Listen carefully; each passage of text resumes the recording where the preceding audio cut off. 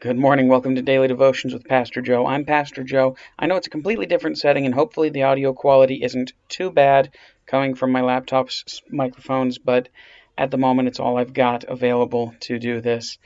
We just finished moving to a new parsonage, a new church, a new home, and so things are a little bit different, a little bit more tricky to work with. And so that's why we're a week behind. Hopefully, you guys can still stick with me, and as we begin to get a little closer to getting back on track with the daily devotions every day. We're looking at Ruth chapter 3, just the first 5 verses. The whole chapter is beautiful and full of a lot of good, a lot of strange, and a lot of great. But we're going to be just looking at the first 5 verses this morning. Ruth 3 says, Then Naomi, her mother-in-law, said unto her, My daughter, shall I not seek rest for thee, that it may be well with thee? And now is not Boaz of our kindred, with whose maidens thou wast? Behold, he winnoweth barley tonight in the threshingfloor. Wash thyself therefore, and anoint thee, and put thy raiment upon thee, and get thee down to the floor, but make not thyself known unto the man until he shall have done eating and drinking. And it shall be, when he lieth down, that thou shalt mark the place where he shall lie, and thou shalt go in, and uncover his feet, and lay thee down, and he will tell thee what thou shalt do. And she said unto her, All that thou sayest unto me, I will do. And this is a very interesting custom of that day. It's a very interesting passage to talk about.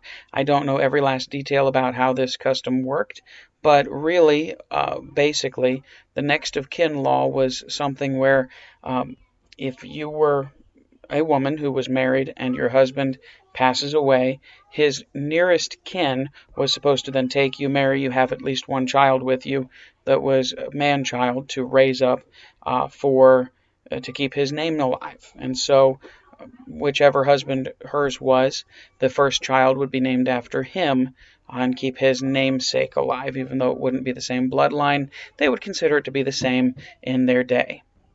And so for legal purposes, at least, he would be considered a child of that first husband. From there forward, they could do whatever, but the first man-child was to be named after the deceased husband. And so here she's saying, hey, Boaz is of our kindred, and he'll tell you what you need to do. He's been so good to you, I'm sure he will do his best to take care of you. So she's telling Naomi, Ruth is telling Naomi to go in and to begin the work of this custom, to ask him, basically, to do this thing. And she gives her some instructions that I think are good for men and women both alike to think about when they go on a date. She says, wash yourself. That would make sense. A lot of people don't seem to take enough care in personal hygiene. She says, anoint thee, or in other words, put some perfume on, some cologne. Get to smelling nice. And then put thy raiment upon thee. Several people out there don't put enough clothes on, so put your clothes on and get down to the floor. Go out and get on with this. But here's where it's interesting. She says, don't let him know that you're there. Don't let anybody know you're there until he's finished eating, drinking, and lays down and goes to sleep. And so all of the men are going to bed, and she's paying close attention to which one Boaz is, and she's watching him out of however many men are out there in the winnowing field there on the platform. They would normally have a large stone platform for them to throw the corn and the barley and the other things up in the air, and as they threw the grains up in the air, the wind would blow away any of the broken chaff, any of the broken shells that had been busted as it's hitting the floor. And so this broken chaff would be flying through the air as they're winnowing. Psalm 1 talks a little bit about this, about the wicked being like that chaff, like that jacketing of the wheat that gets broken away. But she says, wash yourself, put some perfume on, get dressed, go to the floor, watch him carefully until he goes to bed. When he lays down and everybody's asleep, then you mark where he is. Make sure you know exactly which one's him and where he lies, and go in and uncover his feet and lay down at his feet. And so part of this custom, you uncover their feet, lay down at their feet, and wait for them to awake. Now, of course, going on into the story, he gets a little bit scared, it says, probably because his feet suddenly got cold, and he wakes up and the process proceeds. But the part I really want to focus on, just think about real carefully. She says, all that you say, I will do. Everything you've told me, I'll be careful to do. I'll be careful to follow your commands because I trust you, because I believe in you, because you know the customs, and because you have the best interest for me. And we should have that same kind of response to our God, first and foremost, that we should say, God, everything you've told me to do, I will do, regardless of how scary or how strange it sounds. I trust you to have already been there and to know what's best and what's the best interest for me. We should also, in a way, at least within reason, do that with our spouses.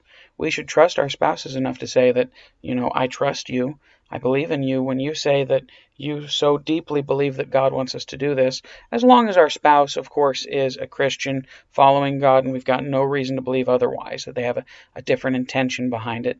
We should have enough faith and trust in the intentions of our spouse to say, I trust you, I believe in you, all that you've said, I'll go along with. Unless there's some reason for serious belief otherwise. And so here, Naomi does this. She says, Ruth, I've trusted you. I've promised you that I'll follow you wherever you go and do whatever you tell me, and I'm going to do it.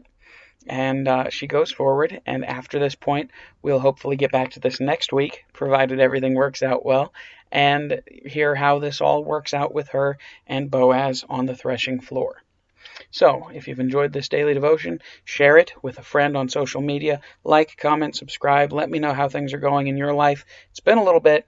Just comment down below. Tell me, how has your day been? How have things been going for you? It's been going great for us. I think I'm going to be due before the end of this month for another update video just to let you guys know where we're at and what's going on. It's going to be a roller coaster of a ride and a ton of fun, and it's going to be great. Just doing what God has in store for us. So, God bless. Have a great day in the Lord. Take good care of yourselves out there.